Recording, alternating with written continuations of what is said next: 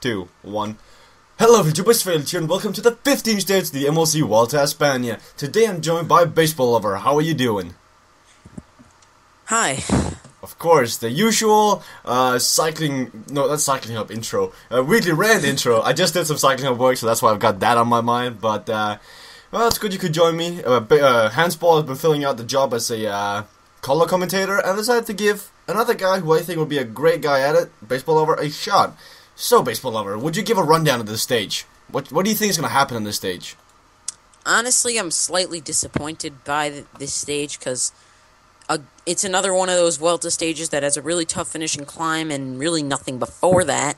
So, there's not going to be much actual attritional selection going into the final climb. There's going to be pretty much a whole peloton without a few sprinters, which makes it fast and furious in a sense, but also it makes it less grueling on the riders per se. Okay, I can follow that. We'll probably see a bunch of the GC guys attacking at the bottom of the climb. But right now we see 9 riders trying to get away on a stage like this, and that is actually quite a big breakaway. In that group right now we have Vasyl Kirienka, Konstantin Sitsov. So the two Belarus guys have joined in the breakaway. Warren Barguil, he's already got one stage win, I believe, in the Vuelta a España. Has he? I believe he has, and he's also struck in the Tour de France multiple times. Nicolas Roche is also in here. Damiano Caruso, Ulisi, Copel, Pirazzi, and Thomas Löfqvist. And it looks like the peloton are going to let a 9-man breakaway get away. Who would you say are the strongest in this group? Warren Barguil is definitely strong. The Sitsovs. Roche is very strong. I mean, at this point in the race, you usually do see guys like this. You know, a bunch of second-tier climbers just trying to get together and make a break. And I think that's what we see here. And, you know, it really just depends on who's having the best day. I'm very surprised to see Lotto Belisol sending Barguil in the attack. I mean, of course he has a chance of winning this stage, but what are their objectives? Like, in the previous stages, we've been seeing them pacing for Romain Bardet, and it worked out to perfection. Why are they sending a guy in the breakaway? I mean, that boggles me. Well, I think we saw in the Tour de France that it can be very useful to have a guy up in the break, because inevitably the pack might not catch the break, but a few select guys do, and if Bardet's there, it can really help. We saw Pozzovivo in the break in the Tour de France. He would come back, help Van Garderen, get him like a K without having to pull. That's very valuable, and if the break does survive, Barguil's the strongest. So it's really a win-win if their tactics work out. If it works out, that's the big thing, if it works out. But the thing we see here is there's only one team really missing, and I believe that's IM Cycling. At least out of the big guns. In the past few days, Marcel Kidd is actually on the ground. That is a huge sprinter, and Pinot is also on the ground. So 2 big leaders have hit the floor. You think Pinot is going to be affected by this? Anything is possible, and with the amount of crashes that we've had, especially one comes to mind lately. Yeah, and anything can happen. You see the entire IM Cycling team coming back. Well, it's a priority to get Pinot back up there. He is obviously 8th in the GC, and he's also up there. I don't think at this point he'll have a problem getting back. I think the problems, or having a problem getting back to the front, getting back in position, should be easy. I think the problem here is he going to have any ill effects from this? Is he injured in any way? That's true. I was just going to say, IM Cycling were missing from the front group, because in the past few days we've been seeing Lotto Belisol, Ampost, and IM Cycling doing the pacing for Pinot, Maika, and Bardet. And it's very weird to see Roche go in the attack and Barguil go in the attack, but not an IM Cycling rider. And IM Cycling do have both Chenier and they've got Villemot, and they're both very strong riders. Do you think we'll see them pace later on? Perhaps. I mean, I don't really know what's in the mind of their DS, but I think he's got something up his sleeve because, you know, I think that they know what they're doing. Oh. Well, I can hope so for their sake, if they know what they're doing. Right now, Pinot is, I believe he's 3 minutes behind, 3 minutes 50 behind, something like that. 3 minutes and 55 behind Costa. So, if he plans on moving up, he needs to do something. And yesterday's stage, he got caught on the line by Romain Bardet, and Romain Bardet looked very strong, and so did Maika, I believe that was. I don't really recall who was behind him, but a couple of people look strong. And I think a day like this, I mean, we're running out of mountain stages, and a day like this, you're forced to take a minute or two. And we've seen Rui Costa crack before. You think he can crack again? Yes, and I think that Rui Costa's been one of those guys, like Valverde earlier in the race, that really benefited from the first week and a half of hilly top finishes where he can gain time over other guys. And once he's wearing that leader's jersey, like Valverde, he's getting into the zone. He's able to really step up his game.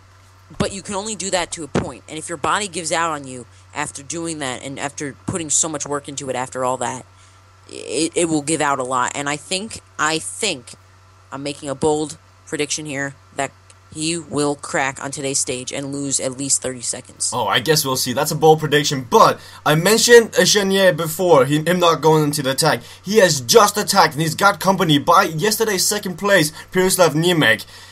Yesterday, I said that I didn't think that Miroslav Niemek could stay all the way to the finish line. I thought it was just a hopeless attack to just try and get something out of it. He almost won the stage, and today he's going to try to actually win it. And behind them, Simon Spieleit, the ever-happy Simon Spieleit, are going to try to go in the attack. He has won a stage before in the Tour de France as well, I believe, and he's going to go into the attack as well. So, with these three guys going up to the attack, which guy do you think is the strongest? I think that Genier is very strong, and I think that this is IAM's play, but I think that Spilak is the obvious strongest guy in this breakaway.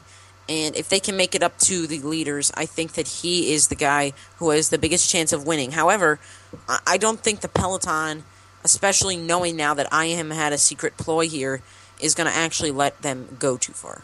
Funny enough, we actually see Lampre Merida setting the pace with Nick Stibar in the peloton, even though they have Niemek out there. So, we might have some internal issues here on Lampre Merida, because that does not look like that was planned. Or at least, actually now we're hitting the category 2, and we start off with a 8% gradient right here. We see a lot of the guys who were pacing before fall back, and this is going to be to the benefit of the breakaway. Because before we saw Shakibira from United Healthcare and Bruno Sanchez setting the pace, and they have now gone away from the front. And Janis Brajkovic from IM Cycling goes to the front. Not IM Cycling, Lampre Merida goes to the front. Do you think Lampre Merida has some internal issues? I think that Lampre Merida should know what they're doing at this point, if they're in the Vuelta a Espana. And if they don't, I don't know, because maybe they just don't have faith in Yemich, or maybe he's their wild card, kind of a safe guy to have like a safety clause if the break does stay away. But it seems like they're pretty intent on getting this back. It's really weird though, because their best guy in the GC is Mikael Kwiatkowski. He's 14th in the GC, 7 minutes behind, and he's placed towards the back of this front group. So he's not even looking that strong. So that's really, really weird. Plenty of movement. There's a peloton with 50 riders trying to break away. I think the radio got that wrong though. But in the front though, Jerome Capel is going to take this mountaintop finish. He's going to take 5 points towards the jersey. So it's going to come in second place, taking a few points as well. Rafael Mike has attacked. We see the GC guys attacking on this category 2 with 30 kilometers to go. Rui Costa's up here. Heshadal is up here. Mike has gotten a gap though. Pinot is up here. This is just...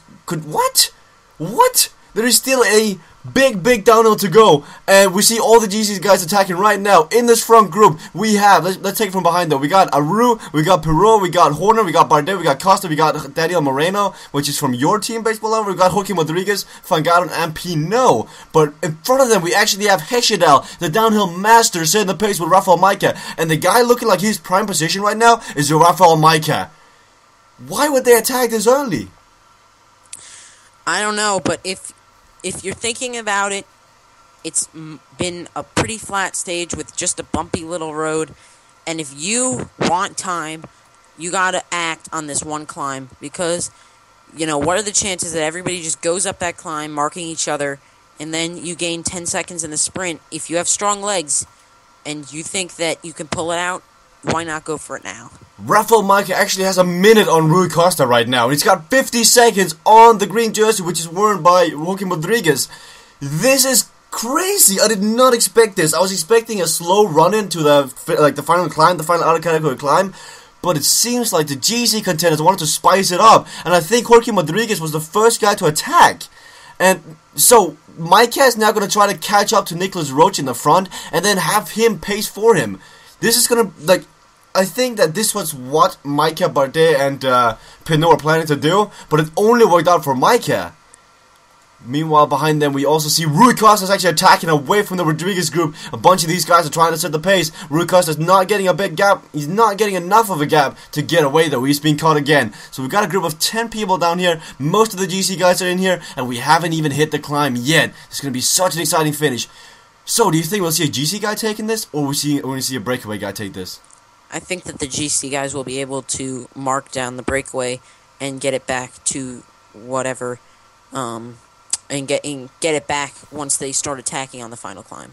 I have no clue what's going on right now. We're on the flat roads, and Rui Costa has just been dropped together with Mollema and Aru. He's actually been dropped, and it does not look like he's going to set the pace. Is this the day he's going to lose that red jersey? It's not looking good for him. He's forced to attack to catch up to the favorites group. He caught up though, but all these guys are now looking at each other. And meanwhile, at the front, Rafael Maica is just driving on. He's driving into the red jersey. I bet you nobody expected this. Nobody expected 5th place in the GC to currently being the favorite of taking the red jersey. Heshidal's looking strong though. He's trying to make his way to the 9-man's group in the front. He's looking really strong. But in the front, we got 10 kilometers to go. Stefano Paracci's the first guy to make a move. Suica's right behind him. So is Jerome Capel and Kirienka. They're trying to do something. Do you think these two Belarus guys are talking to each other? Like, which language do they speak in Belarus? Do you know? I have no idea. Exactly. Belarusian. Probably Russian, I'd imagine. Yeah, perhaps. Well, I guess they can be talking to each other and trying to set something else because they need teamwork. But it does not look like Roach is going to drop back to Rafael Maica. I believe this is a tactical mistake right now because Maica needs all the help he can get to just stay away. And what previously was the favorite group has now turned into the peloton. We have a 70-man peloton now, so everything has been neutralized and none of the favorites have attacked. What is going on? I am so confused. Actually, no. What? It seems like Costa has just given up. Not Valverde style though, not like that. Are you kidding me? But he has set up. He has set up and has now gotten a minute up to Rui Costa, up to Joaquim Rodriguez. But Joaquim Rodriguez is also point. Joaquim Rodriguez also looks like he's out of energy. Joaquim Rodriguez, second place in the GC, is dead with 7 kilometers to go. What? This is number 1 overall. Number 1 picked overall. Gone. Meanwhile, Pinot, who was crashed, is just chilling. He's at the front. He's doing good. He's here with Bardet. He's here with Pirot. Fangaro in this third, who's also going to get up there now. So now let's take a time check from Fangaro to Maica. Actually, Fangaro could take it. 30 seconds up to Maica now. It's looking good. Let's go to the front of the race, though. They're still fighting for the stage finish. Who's going to take it? They're still working together in the front. I still believe it's a mistake from Ampo's Chain Reaction to not go back and help Rafael Maica. Screw the stage win. Go for the red jersey. Win the Vuelta a España. I can't believe this is actually happening with 4 kilometers to go, but there goes Warren Barguil. You did say to keep an eye out for him, and he's gonna go for it. He wants another stage win. This man only knows one thing, and that is winning. 3.5 kilometers to go. He does not get a gap though, but he has dropped Thomas Löfqvist. We got a 3-man group in the front. It's Damiano Caruso, Warren Barguil, Nicholas Roach, but they gotta watch out though. We got a huge favorite group coming up behind them. In this group is Pirot, Pinot, Bardet, and Maica. Heshidal is also in here. Couldn't Heshidal? Yeah, Heshidal could have done really, really good, but there goes Bardet. Bardet has launched an attack. He's trying to catch up to Warren Barguil. If he can get up there without Maica, you got a really good shot at taking the red jersey, though. Can he get up there? He's looking really tough, though. I have no clue where all the GC contenders are. All I know is Rui Costa out of the race, or out of contention. Joaquim Rodriguez out of contention. Buck and Mollema out of contention. But here we go, 1.5 to go. Who's going to win the stage? Nicholas Roach at the front, though. He's got Caruso behind him, but Barguil right behind him as well. Barguil's in prime position. He should be able to take this. He can use the slingshot effect to get around them, but no, he can't. Damiano Caruso off Cannondale is going to take stage 15 of the MLC Vuelta a España, and in quite the fashion. Nicholas Roach coming in second place, Barguil in third place, Bardet in fourth place, taking a lot of time with the other GC contenders. What a stage, what a stage. So what can we take out of this, baseball lover? I think it was very strange that Barguil did not drop back and let Bardet pass him so Bardet could get a time bonus. Yeah, very true. If you didn't win the stage, what's the point of getting third? I mean, you're just a second loser, but it does look like, yeah, in this group is where the green jersey and the red jersey finished. You see the green jersey there? So Joaquim Rodriguez is out of top 10 even, I believe. What? Didn't we use the word stale and non-exciting in the intro? I gotta say, this stage was everything but stale and non-exciting. This is a very surprisingly exciting finish, and the tactics really, really came to the fore. I gotta say, that's the best stage of the MLC Vuelta a España so far, and we still got 6 stages to go. but Damiano Caruso takes the stage win. I did not expect that one out of that group. I mean, when you're with Roach and Barguil, I would have thought either one of those would have taken it, but Caruso taking a stage win. So yeah, on the podiums, let's take a look at the time differences. So Bardet took what looks to be, what is that, like 40 seconds on Maika, Pirot, Heshida, and so on. So, who's in the... Is Bardet in the red jersey? Or what? I don't know how the GC is gonna look. I honestly God don't know how it's gonna look. This is just crazy. What the? Bardet first, Pirot second, Maika third, Costa fourth, Van Garen fifth, Joaquim Rodriguez 6th, Pinot 7th. Pinot got nothing out of this stage. Malma 8th, Roland 9th, Christopher Horner in 10th. What's going on? What's going on? Bardet the entire race just went upside down. Yeah. If you would have told me that Pirot and Bardet would have been first and second, I would have said, go out of this call. Like, just get away. Just, no. I'm not talking to you again. Like, every single classification is so close. Like, the green jersey is literally 1 point differentiating those two guys. The mountains jersey, 1 point between those guys. First to 5th place in the overall GC, 50 seconds between those guys. And we still have 4 mountain stages, a time trial, and a flat stage to go. It's gonna be exciting. Actually, we only have 1 mountain stage to go. Well, two hilly stages and 1 time trial and 1 flat stage. That's where we have to go. Of course, Bardet has the white jersey classification. So, okay, explain something to me. Why did Handball say it's a disadvantage to have the white jersey?